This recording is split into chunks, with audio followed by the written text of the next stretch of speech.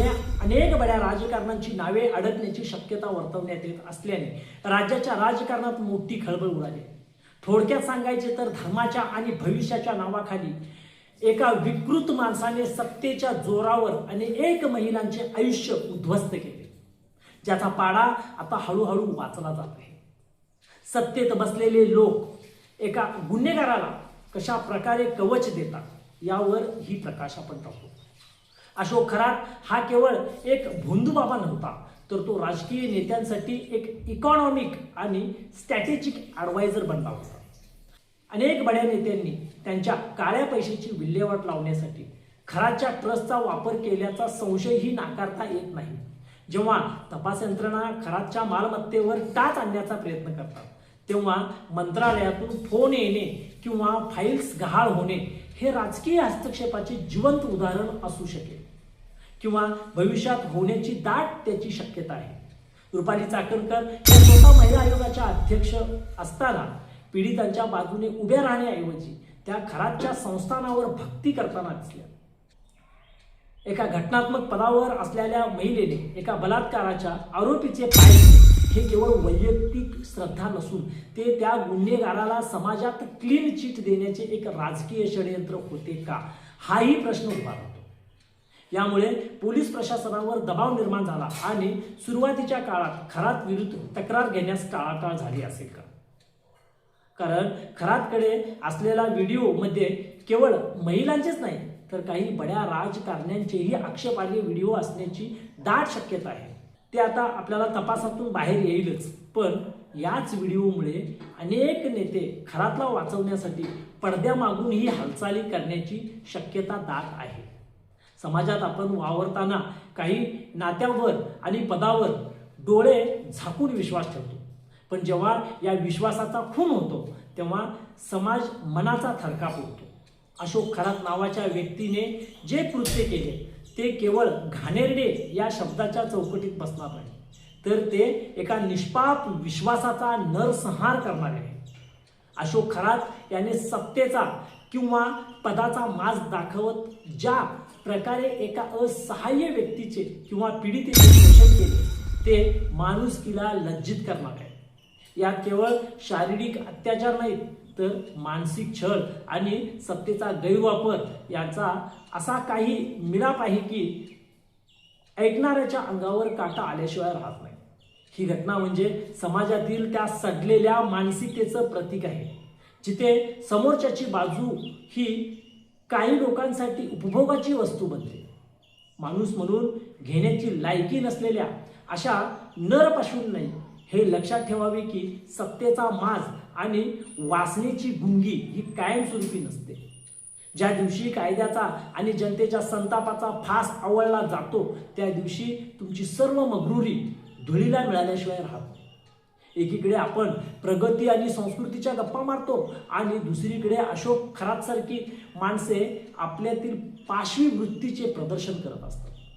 स्त्रियांच्या अस्मितेशी खेळणे, त्यांच्या असहाय्यतेचा फायदा घेणे ही मर्दानगी नाही तर हा नामर्दपणाचा कळस आहे। ज्यांच्याकडे मदतीची अपेक्षा करावी त्यांनीच जर वासनेची लाळ घोटायला सुरुवात केली तर पीडितांनी जायचे कोणाकडे? हे कृत्य म्हणजे केवळ एका व्यक्तीवर झालेला अन्याय नसून संपूर्ण व्यवस्थेच्या तोंडावर मारलेली ही काळीमा आहे। पीडितेच्या मनावर झालेली जखम ही कधीही न भरणारी असते। त्या वेदनेची किंमत अशोक खरात सारखी माणसे कधीच समजू शकणार नाही। अशा नराधमांना समाजात स्थान देणे म्हणजे एका कर्करोगाला आपल्या शरीरात वाढू देण्यासारखे आहे।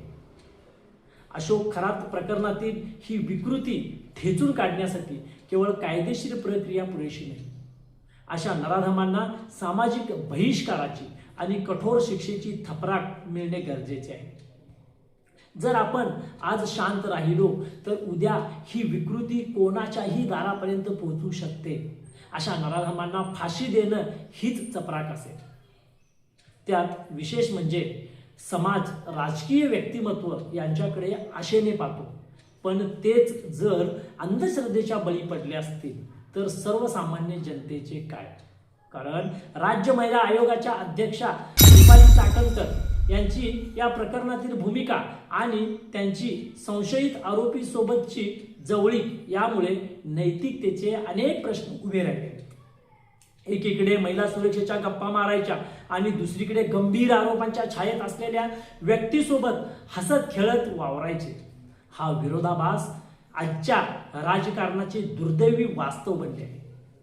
अशोक खरात प्रकरणात रुपाली चाकणकर यांची भूमिका आणि त्यांची एकूणच कार्यपद्धती जरी त्यांनी स्पष्टीकरण दिले तरी आता जनसामान्यांच्या रडारवर आली आहे.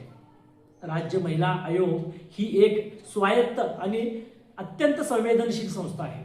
पीडित महिलांना न्याय मिळवून देणे हे या आयोगाचे परम कर्तव्य आहे.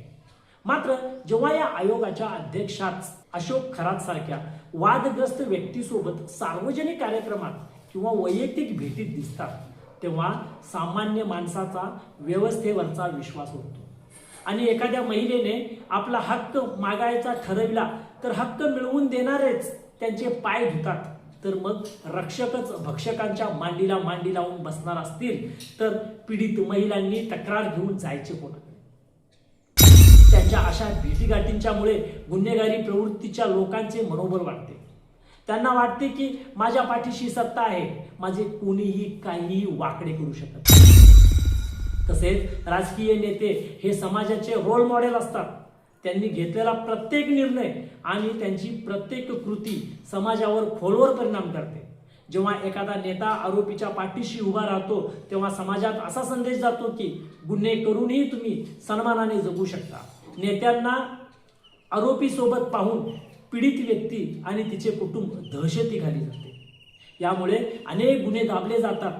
सत्यापेक्षा सत्ता मोठी आहे हा विचार जनतेच्या मनात रुजला तर समाजाची वीण विस्कळीत व्हायला वेळ लागत नाही आणि आपले कित्येक नेते त्यांच्या सोबत वेगवेगळ्या फोटोत समारंभात त्यांच्या सोबत दिसत असतील तर यावर आम्ही काय म्हणायचे? त्या सर्वांची पण चौकशी झालीच पाहिजे. तेव्हाच यापुढे अशा मुंह में राम आणि बगल में छुरी असलेल्या नराधमांचे मनोबल वाढणार नाही.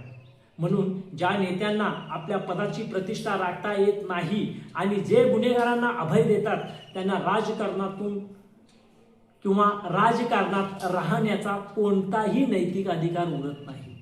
केवळ खुर्चीवर बसणे म्हणजे नेतृत्व नव्हे. ज्यांना महिलांच्या सन्मानापेक्षा राजकीय समीकरणं महत्त्वाची वाटतात त्यांना जनतेने मतपेटीतून नाकारले पाहिजे. जर एखाद्या नेत्यामुळे सामाजिक वातावरण दूषित होत असेल आणि गुन्हेगारांना बळ मिळत असेल तर अशा नेत्यांनी स्वतःहून किंवा जनतेच्या दबावामुळे संन्यास घेणे उचित ठरते. पण यापुढे यासाठी आपल्या यंत्रणा यांनी काय करायला हवे हेही अतिशय महत्त्वाचे आहे, जे कायद्याच्या कसोटीतून तपासायला हवे. कारण खरात विरुद्ध केवळ बलात्कारच नाही तर अनेक गंभीर कलमान्वये गुन्हे दाखल व्हावे. महाराष्ट्र नर आणि इतर अमानुष अनिष्ट व अघोरी प्रथा प्रतिबंधक कायदा 2013 नुसार भोंदूगिरी आणि अघोरी प्रथांच्या नावाखाली लोकांची फसवणूक केल्याबद्दल हे कलम अत्यंत महत्त्वाचे आहे, ते देखील जोडण्यात यावे.